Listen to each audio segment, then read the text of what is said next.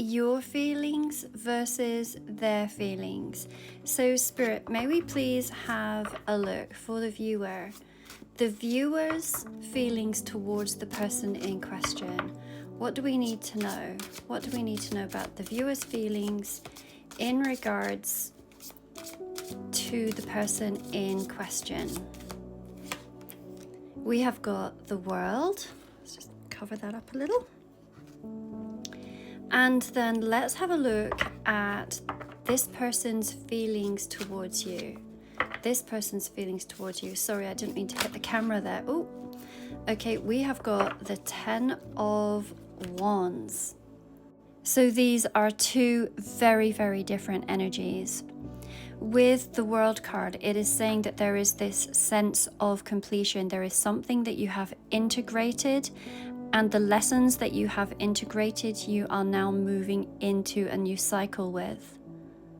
The wreath here is symbolic of a doorway or of a portal, and we have quite literally just gone through the Lionsgate portal. So with that, you may have received many downloads that you are integrating and where you have evolved to this point. The World card is the last of the major arcanas, so this suggests to me that you are ready to start on some kind of new journey. In regards to how you might be feeling, you may have this sense of wholeness, of completeness, and may be very excited for what comes next on your journey. You may even feel that the lessons from this dynamic have brought you to this point and you are now ready to move forward. And it really doesn't feel like the person that you are thinking of is at that same place. They feel weighed down and burdened maybe by other pressures and responsibilities in their life. It feels like they're carrying so much emotionally and mentally or physically that they're not able to approach this lightly or openly right now. Where you might be seeking this completion, they might be stuck in this heaviness of responsibility or struggle. So there feels like there's this real energy gap between you.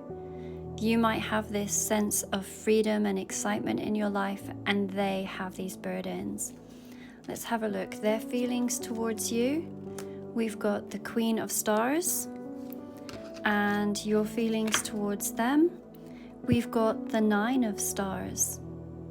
In a traditional deck, this would be the Nine of Pentacles and the Queen of Pentacles.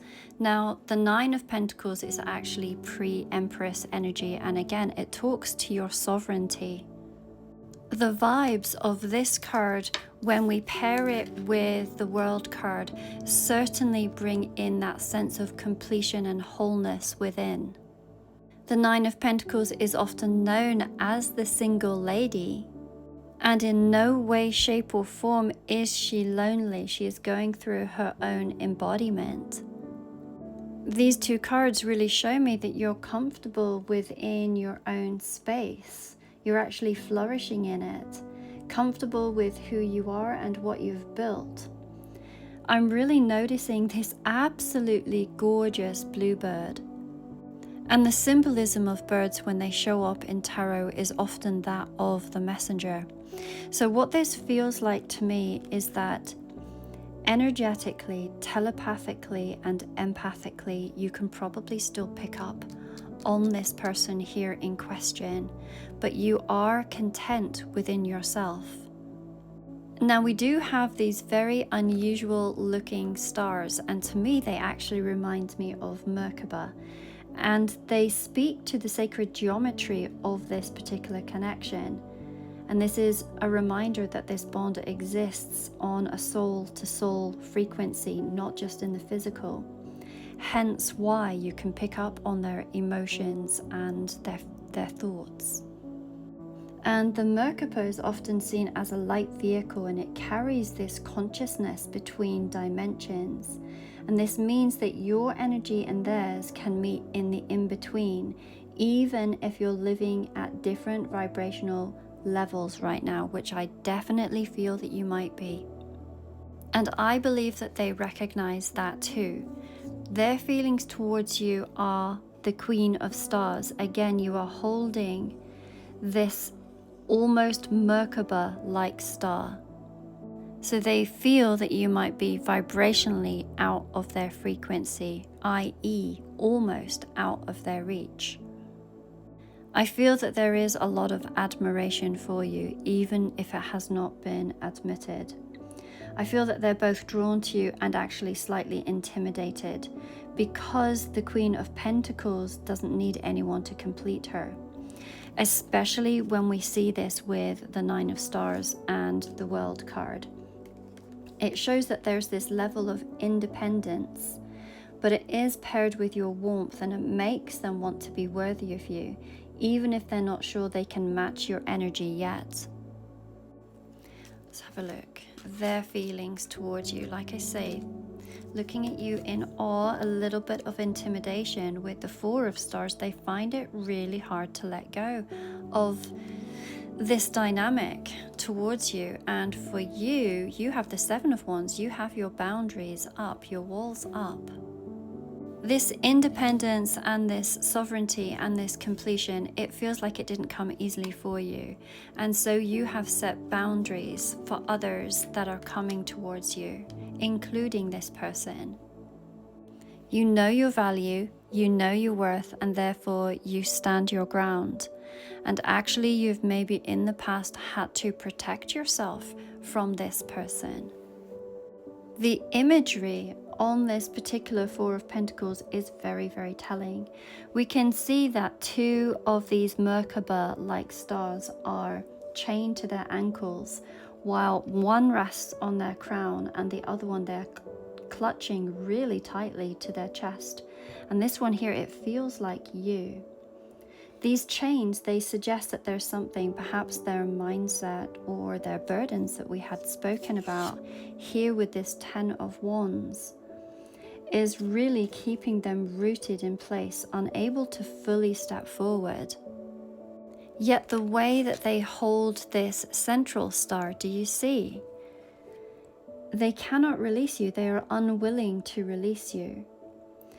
This Merkaba growing at the crown above, it's clearly that you are always in their thoughts, even if physical circumstances keep you apart.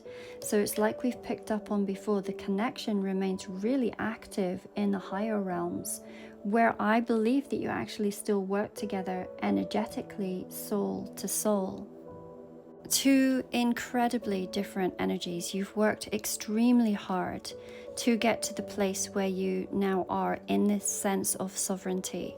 And they themselves are still on this journey with the Four of Swords and may have other burdens, but the way that they see you is incredibly beautiful. They admire you deeply, and they may wonder whether you are out of their reach.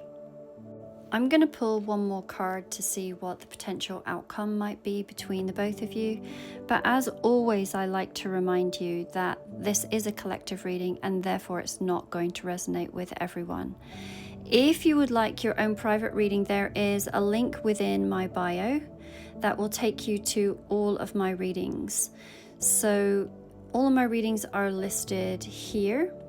I also have a free event that is coming up on Friday where we're going to be looking at intuition versus imagination. Many of us wonder, is it our imagination or is it our intuition? So we're going to take a peek at that on Friday, and there is a link to register here.